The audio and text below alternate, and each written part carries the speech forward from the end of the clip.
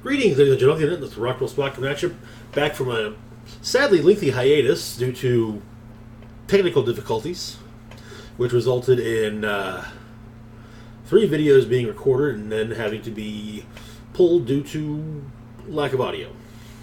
Anyways, those problems have been fixed, so let's get back to things, shall we? We're going to jump back in with my review of Ant-Man, which I saw about a week and a half ago. First off, this is the final movie in Phase 2 of the Marvel Cinematic Universe. It's about Scott Lang, a recently released burglar, in which he makes a point of clarifying he's a burglar as he does not engage in violence against his targets. He is targeted by a scientist by the name of Hank Pym, who used to be affiliated with S.H.I.E.L.D., as we see in the beginning of the movie. And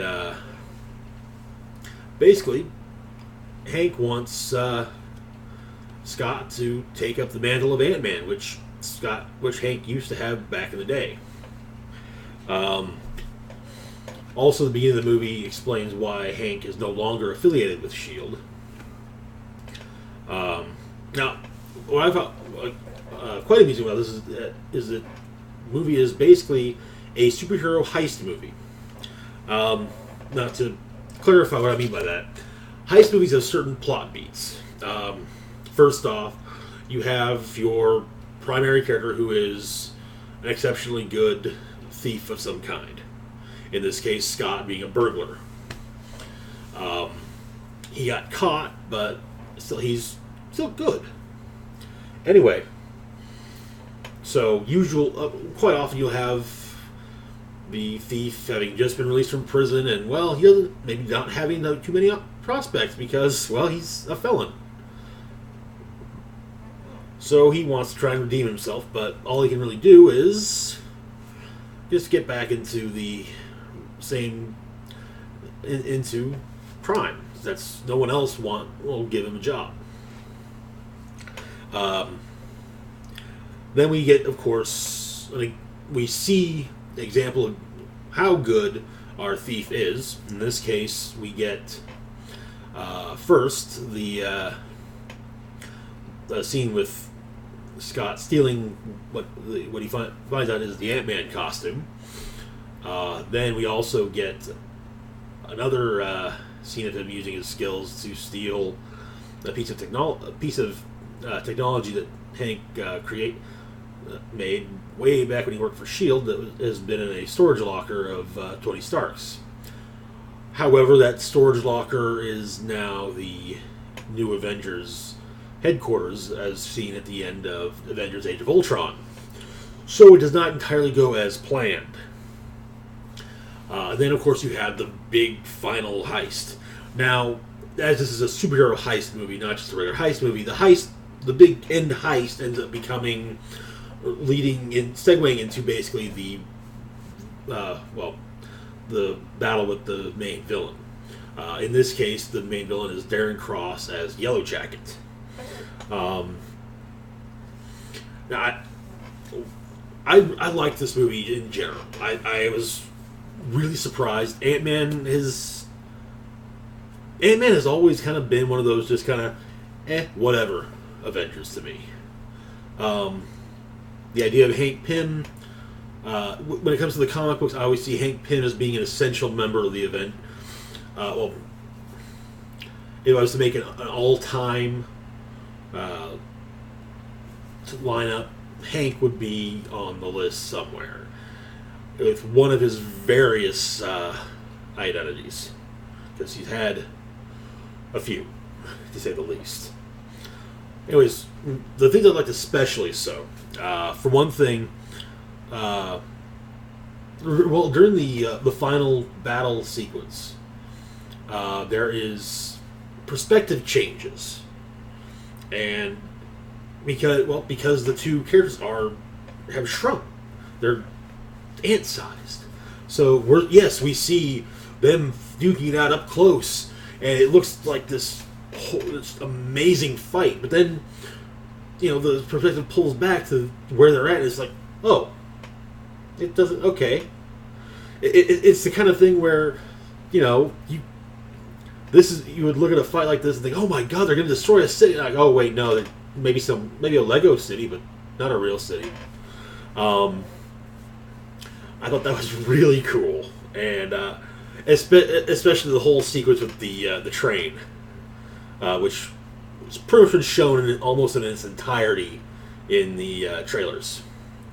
The Falcon scenes. There are multiple scenes with the Falcon, including in the middle of the movie when Ant-Man goes to steal the piece of technology from the New Avengers headquarters.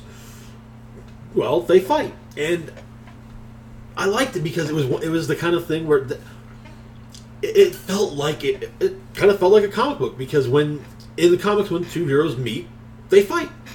If they've never met each other before, it's usually a case of, well, we got to fight, and if there's never an opportunity for them to become to put aside their differences.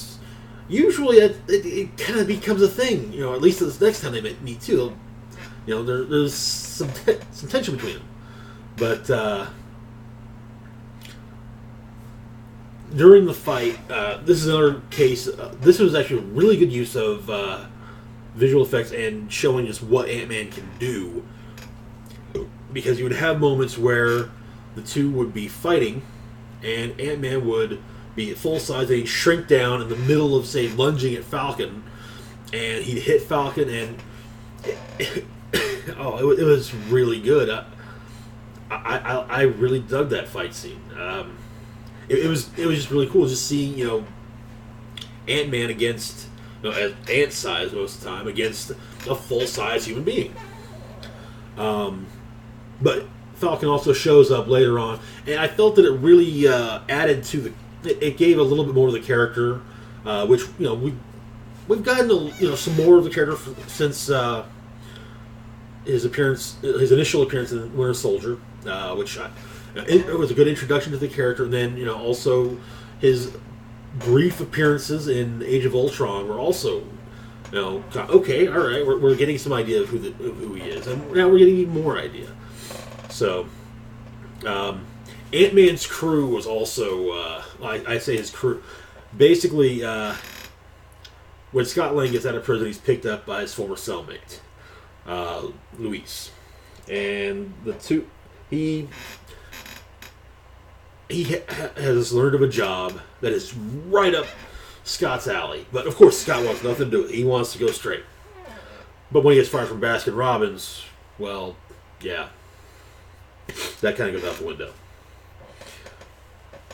So now I do have some issue with Luis and with Luis in general. I'll get to that later.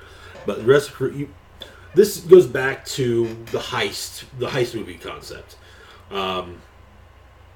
Each member of Ant-Man's crew, so to speak, fulfills a slot in what would be the crew in a heist movie. You've got a wheelman, played by T.I., not bad for a rapper. Well, not bad in general. So, then I cannot remember these character names. These two characters' names. One played by T.I., and then you've got the tech guy who oh yeah, I can get it. I'll make sure that security systems don't get won't go off and all that, or that cops won't show silent alarm, so on and so forth. Then, of course, you've got Luis, who he ends up fulfilling the role of whatever is needed for the crew at that point. You need someone on the inside? Well, let's have our tech guy hack in and make Luis a security guard badge. Boom! Now they've got an inside man. Also, I really liked Michael Douglas's Hank Pym. The comic book character Hank Pym, honestly I really don't like. It's partially because of some of the stuff that they've done with him in the past, namely the fact that he he physically abused the Wasp, and eventually had the Wasp left him, and okay, she left him good, and then she go. Anyway, it was later explained away. Oh well, his head was being messed with by Kang all along, so that's why he was smacking Wasp around, and it just. Like I said, I never liked the character. He was always just kind of a prick to me. But that's my opinion. And I actually thought that Michael Douglas kind of redeemed the character in my eyes. Another thing about Hank Pym that kind of makes me want to roll my eyes, say, this guy is, somehow this guy's an Avenger still. He created Ultron in the comics, not the movie. Yeah. Anyways, but yeah, I really liked the way Michael Douglas played the character, and I'm really hoping we get to see more of that performance, more of it, because, like I said, he did good, and he was amusing to watch. Now, the things I didn't like. I mentioned that I had an issue with Luis. Mainly, it's not so much the way he tells stories, it's the way it's done. And had it been done once, it would have been fine. But multiple times, it's like, okay, all right. Now, to be perfectly honest, the way Luis tells stories would work great in a comic book. It's usually a case of, so I was hanging out with my insert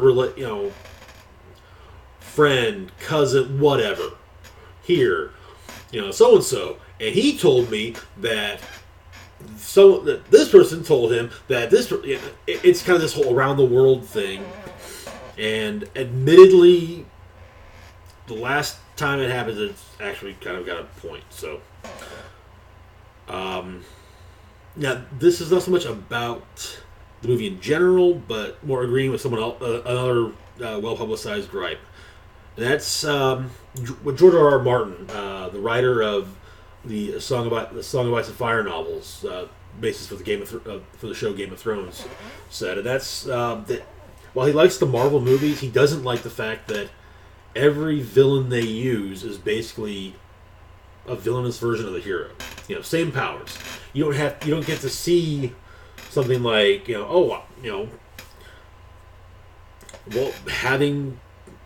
Ant-Man face off against someone who is full size normally. But Ant-Man is not anything well known for having a large rogues gallery. And in fact, most of his rogues gallery are, size changers. Anyway, so closing thoughts. Actually, no. One more. Again, this is not so much about the movie itself, just things surrounding it. I know that last year, when the Phase 3 slate was revealed for the Marvel Cinematic Universe, it was decided that Ant-Man is the end of Phase 2.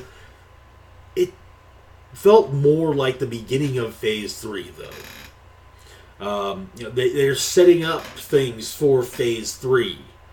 And